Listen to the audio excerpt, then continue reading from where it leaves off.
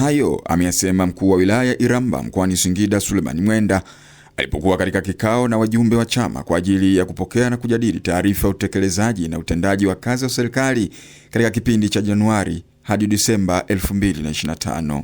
Matokeo yake ni kwamba vijana wengi katika wilaya yetu ya Iramba wameshindwa kupata elimu, kuwa na uelewa na kuwa sehemu ya wamiliki wa mali hii ambayo inapatikana katika wilaya yetu ya Iramba. Vijana wengi katika wilaya ya Iramba hawana leseni za uchimbaji. Jambo hili lilipofika katika serikali, tukasema tuliwekee mpango kazi. Tumejipanga sasa kama serikali kuhakikisha sisi kama serikali tunawasaidia vijana wetu kupata leseni kwanza, lakini la pili kuwawezesha mtaji wa kuanza kuchimba na kuanzisha maduara katika leseni wanazozimiliki.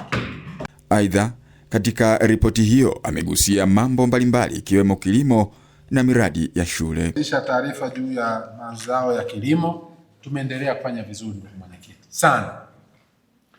Nilipokuwa nimefika najitambulisha mwaka 2021, mtakumbuka nyie, naomba pale mwananchi anawasilisha kero yake, anasema serikali isaidie kupeleka chakula cha msaada Urugu kwa sababu hawajavuna na wana njaa.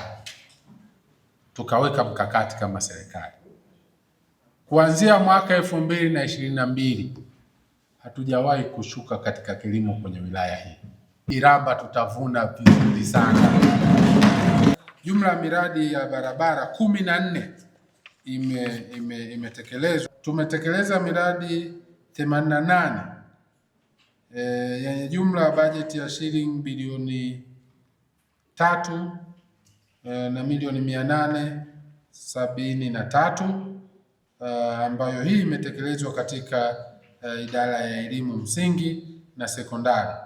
Wajumbe ambao wamehudhuria mkutano huo wameipokeaje taarifa hiyo? Kwa uwasilishaji wa taarifa ya utekelezaji wa ilani ya Mheshimiwa DC Suleiman Mwenda, binafsi nimepokea kwa moyo safi kabisa na uliokunjuka, kwa sababu imewasilishwa kwa uwazi, imeainishwa na utekelezaji wake umekaa, kwa sababu hata sisi mashahidi kabisa kwenye kata, hususan kata yangu ya Kengege ilikotokea.